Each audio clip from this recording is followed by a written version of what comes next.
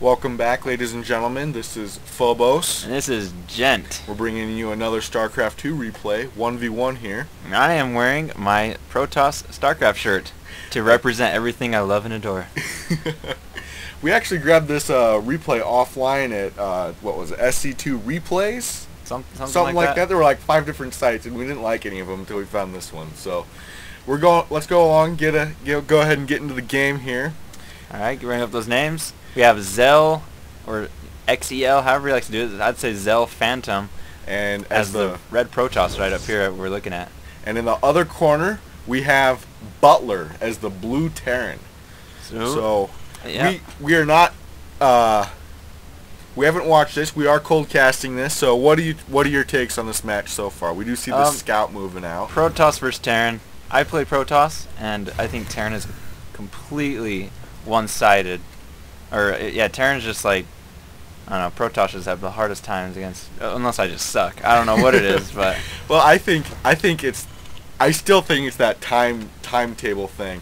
If the Terran pushes really hard earlier than like 13 minutes, Protoss is pretty much screwed. But if they hold off longer than like 13 minutes and they get like Colossi tech up, it is so hard for the Terran to fight back after that. Do have that scouting probe going down, and he is going an interesting pattern. But he's just checking the gas. If he sees too early gas, that does mean usually either fast Hellions with reactor to get the blue flame, and just fast Hellions for that harassment, or it's fast Banshees. So he's checking for any cheese. He doesn't see any going up, so he's just seeing 2 racks Marine plays. Is that the second racks going down? That's not a second racks. That's a standard wall off right there. And he Standard actually locked the probe in the base, so this probe's toast. That probe's just only doing mining, or not mining, scouting. And there goes the second barracks going down. So he is just doing a small Marine push. So I don't know about a push, but I think he's going for a pretty quick expand with that, because he's going to have lots of minerals, and he will be getting up his orbital commands, and there it is. And so he will be going into mid-game and getting that expansion up. He did kill off that scouting probe, and he's not making a Marine yet, which I find very interesting. We actually see the Protoss grabbing his gas much earlier than the Terran did. But also, he's grabbing it kind of late. Like he's had it up for a while. This build order is kind of, has he had it up for a while? It has been up for a while. It's been up for probably about a good minute or so. And Butler is now just barely getting up his refinery. So he's doing a double refinery here. So I don't know. It looks like he will be going taking a dump here. And Fraps is kind of liking it. It looks like he will be doing just the Marine Marauder medevac. But he's still not making any units yet. He's making. What's he spending his money on? He's lifting. We see a tech lab going down. Out. So I think we will be seeing Marine research Marauder, is coming out at the same time. I don't know. I think we will be seeing Stimpack coming out for the Terran player, but we will see. If Phantom creates any kind of pressure here, even within the next 3 minutes, Butler's going to be in a lot of pressure. He has no defensive units. And there goes down the Ghost Academy. Oh wow!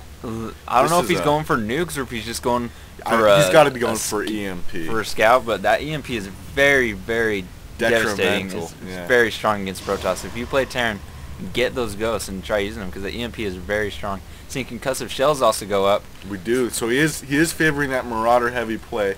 Marauders do very well against both Stalkers and Sentries, and not as well, but still okay against Zealots. With that concussive shell, if you don't have charge on your Zealot, it demolishes Zealots, because Zealots will not be able to touch you if you micro properly. See the robotics facility going down, so he will need to expand soon. If he makes any more producing structures, he will not be able to support it. Structures, he's not going to be able to.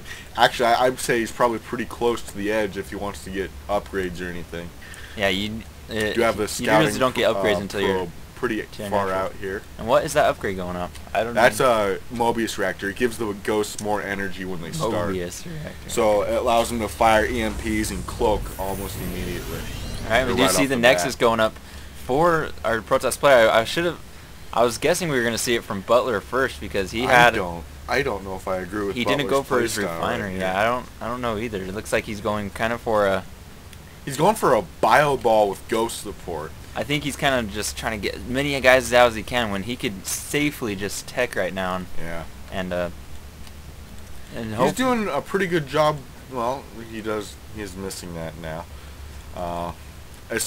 But I don't know. I think pretty soon Butler's going to get rolled here.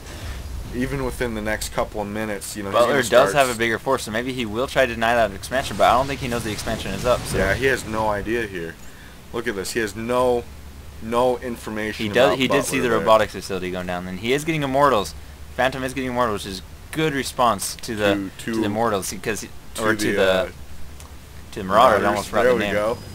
Because the Marauders did kill off that probe, so he did see that Marauder count. We have a ghost here, which is, if he's really good with that EMP micro, he will be able to snipe down this observer. If he can hit the immortal with the EMP, that's pretty huge because that immortal lives purely on its on its life. It depends on those shields. No upgrades for Marines yet, so he's rolling purely Marauders and Ghosts right now. Grabbing an engineering base, looking to get some upgrades. I don't know about. You can see he's playing very defensive, one base, and he has supply depots all around his base to watch out for any drops. But he doesn't have any kind of detection yet either. With that engineering bay, he can start building missile turrets. I think he'll start just putting some missile turrets down blindly just for that extra. But Butler is now is perfectly aware of what, Phantom is perfectly aware of what Butler's doing now.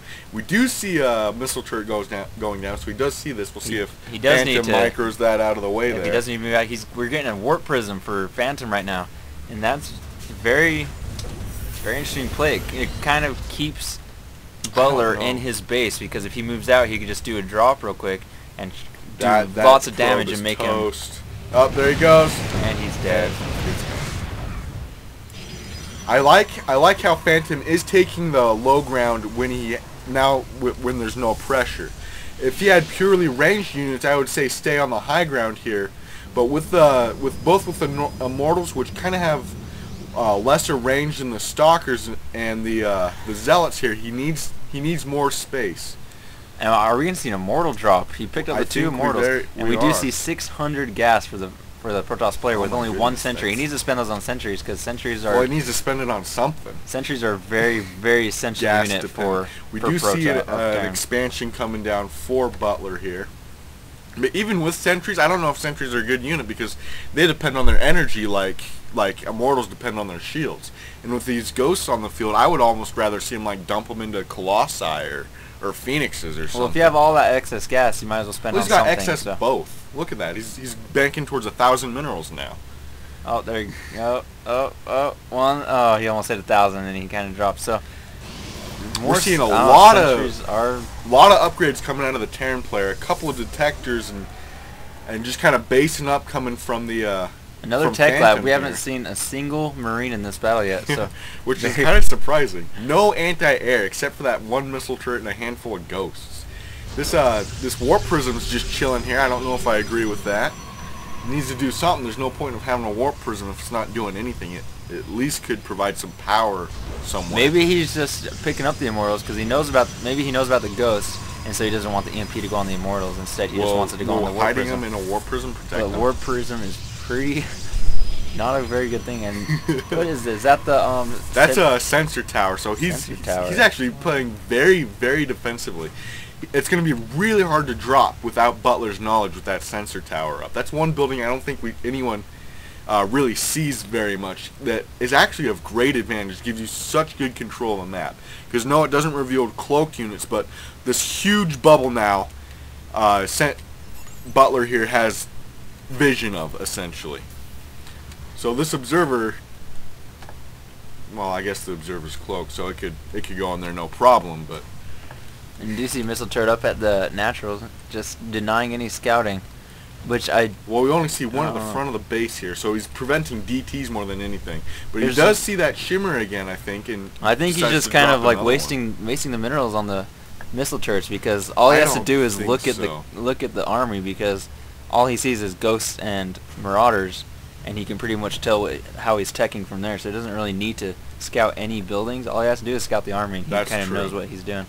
So it's as I think it's harder to tech switch as Protoss than it is as Terran, though, because even with these tech labs, you can still produce Marines and stuff. Now, granted, they're not as effective as reactors, but you know, you don't want to throw immortals at 20 Marines. Yeah, and we do see charge going down. Very nice. And Colossus and Stargate. We're seeing all the counters to what our Terran player is doing. Yeah, Stargate, Colossus, and charge. So this will be very deadly. Phoenix or Void Ray here.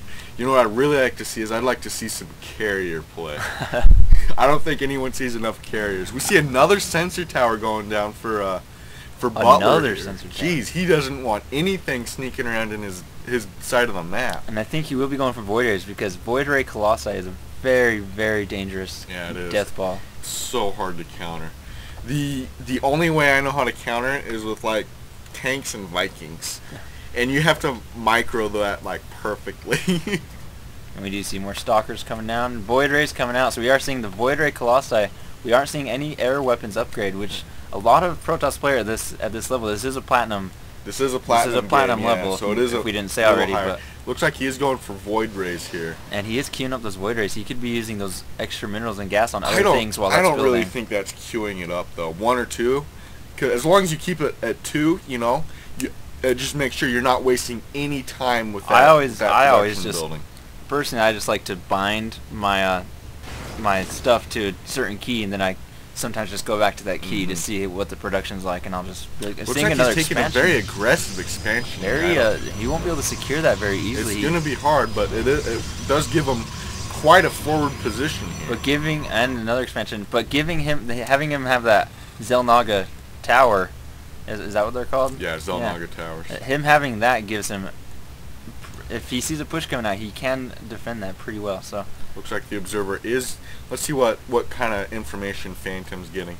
So he does keep. He does see the unit composition. So yeah, he is getting Vikings. It looks like Phantom will be getting Vikings. Getting starports up. So here. And 2 reactors going down. So on those barracks. So it looks like he's going to start switching to Marines here, which is not good considering that Phantom has the Colossi on the board. Look at the supply count, 144 to 117 at the moment. Phantom is in a huge lead right now, especially giving the better army composition. This is looking all the way good for him, but with good EMP, I think Butler can do a good job. And knowing that Phantom doesn't have very many sentries. Those Void Rays are going to be really hard to take out. And we do see a DT shrine. So I don't know if we will see Archons or if we will see DTs in the army mix. I don't see why would you use Dark Templar as Archons. Aren't they a lot more expensive than High Templar? I'm not sure. Let's see if we can find out here.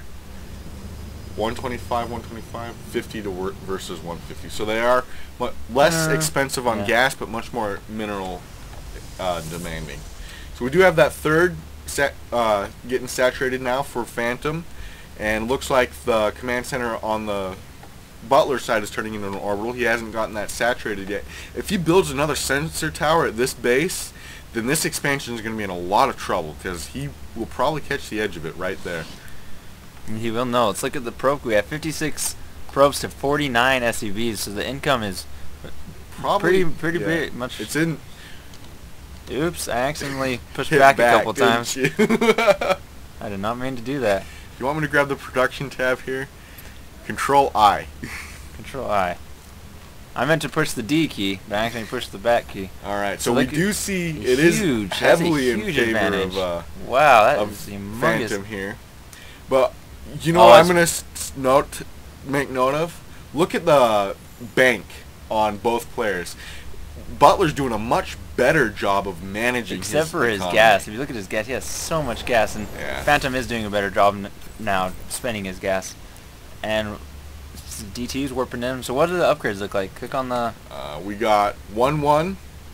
1-1 for. 1-1 for Butler and 1-2 for Phantom here. So we are in a better position for the Protoss players still, and that Warp Prism is no longer carrying those Immortals, I think. So that kind of was a waste. I don't know if I agree with that Warp Prism.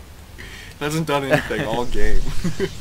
I bet you he's not going to use these for any kind of harassment, more of as kind of a buffer for his army. I like to do that too because they do so much damage. And he is getting the fusion core. Is that the fusion core, I believe, or armory? That's an armory. I always get those two mixed up. Maybe growing for some Thors, which actually are very good counters to that Colossi Void Ray Death Ball. Seeing tons of Vikings come We are out, and he seeing a lot does of Vikings. probably see that third. He's catching the edge of it. I'm I not don't sure know if he if knows what that is or yet. I don't know if I don't know. We'll see. Go to the cam. Well, he knows it's there. He's He probably scouted dropped it. a I think scout he on dropped it. a scan on it, so he does know about it.